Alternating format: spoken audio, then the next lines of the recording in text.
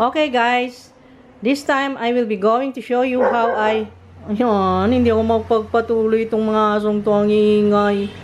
Okay, we will be making a corn soup today for our lunch. At ang gamit ko po ay ito. Oh my God. The ingredients for this cooking are this.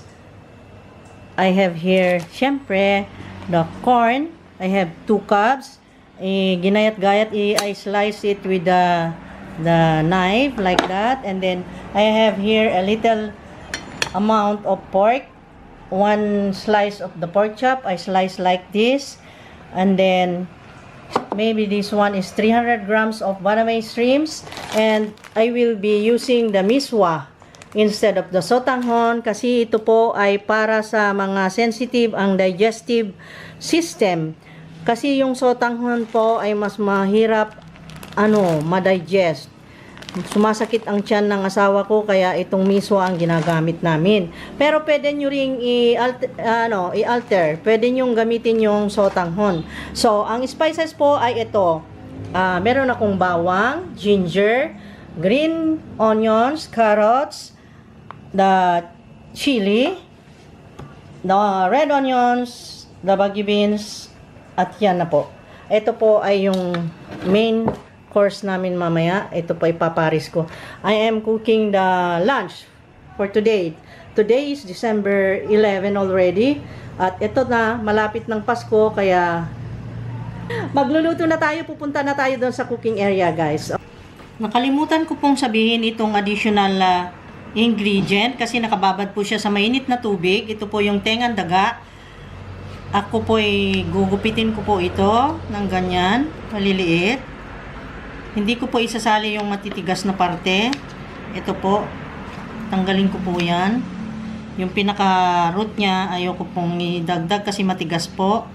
And then ito po, pwede nang gupitin ng maliliit. Anyhow, ganyan po.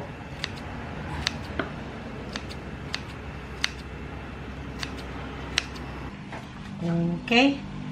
So, sindihan na natin ang ating burner. Handa ang kawali.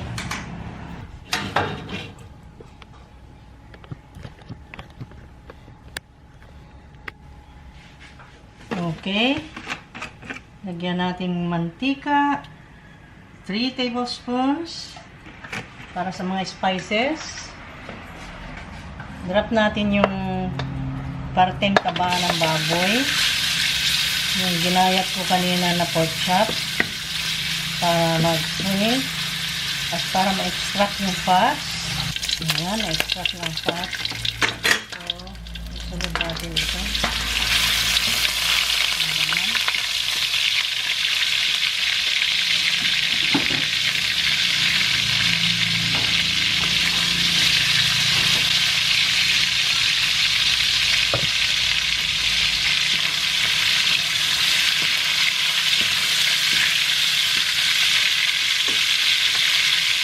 Ginger.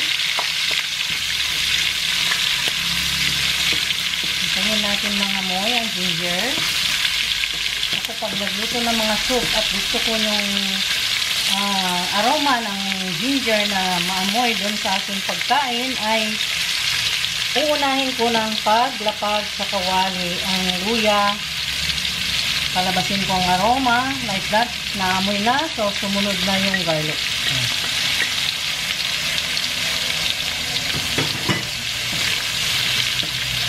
Dahil ito'y soup, mas masarap na refreshing ang kanyang lasa, ang kanyang amoy. So, nangamoy na rin yung bawang. Palagay na natin ng sibuyas.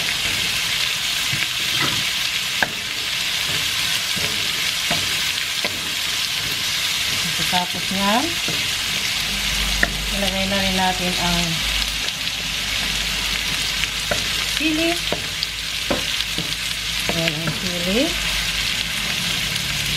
Ayan, ayan natin mag-isa-isa muna para lumabas ang kanyang anghang at ang kanyang amoy.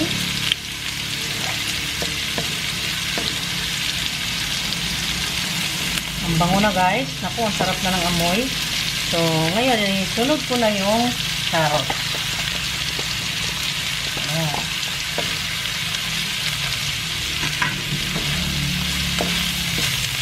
Ayan. Haluin na. At pwede na rin ilagay yung tengang daga.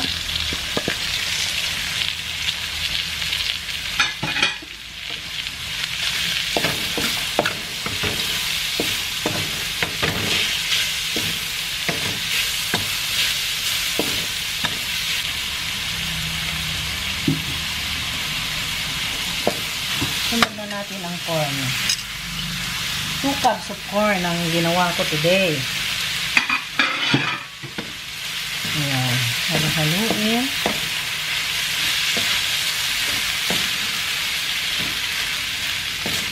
Ang sarap nito guys. Matamis-tamis, mabango-bango. Mabango yung mais na matamis. Tapos, lahukan din natin ng gulay na bagyo beans. Ayan. Green beans.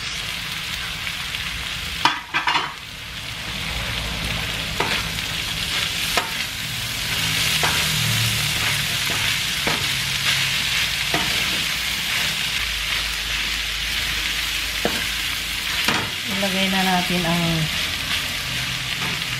seasoning granules para lumasa at lalong sumarap. At halu-haluin.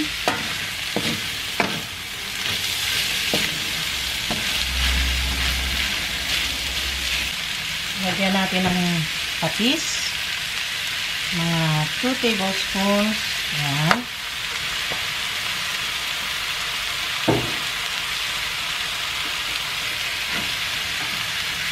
Haluin mabuti. May lasa na yan guys kasi meron ng seasoning. At saka, meron din patis. That's why, mamaya, tikman muna natin bago maglagay ng asin. Kasi baka mamaya maalat na. Add water.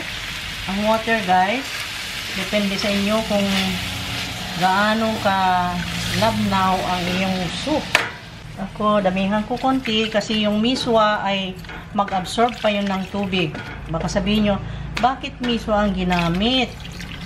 Kasi po, ang miswa ay mas madaling ma-digest. Ayaw po namin dito sa bahay masyado sa soup. Yung miswa, lalo na yung asawa ko. Paminsan-minsan nagluluto rin ako. Pag may mga bisita, niluluto ko yun. Ayan, siguro okay na yan. No, another. Ayan. Hayaan lang natin hanggang kumulo. Okay, siguro mag-wait tayo ng 5 minutes.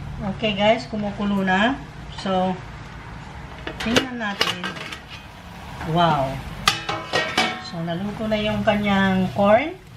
So, this is the time na ilagay na natin ang ating shrimp. Ayan. Then, the green onions. Ayan. See? Ang ganda. Ang saya ng aking miswa. Nahuli pa yung miswa. Ano ba yun? Ayan. Pailalim ka miswa. Paibabaw ka shrimps. Ayan. Ibale yan. Pwede namang magkakasabay-sabay yan. Miswa, shrimp, at saka yung green onion guys. Kasi yan ay in 1 minute maluluto na yan. Kung nasa high heat lang yung anyong fire. Okay? So, ayan na guys. Hindi ko na masyadong nilagdagan ng tubig. Okay na yan. Tikman ko siya sa kilid. Kulang pa ng 1 tablespoon of salt. Matabang.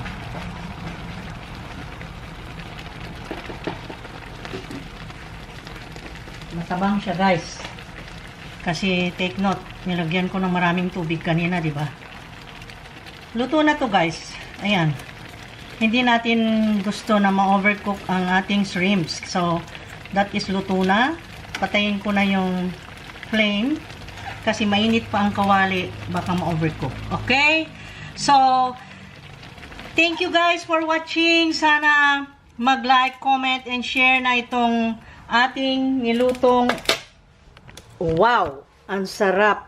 Pinasosyal na miswa with shrimps and corns. Yan, corn soup.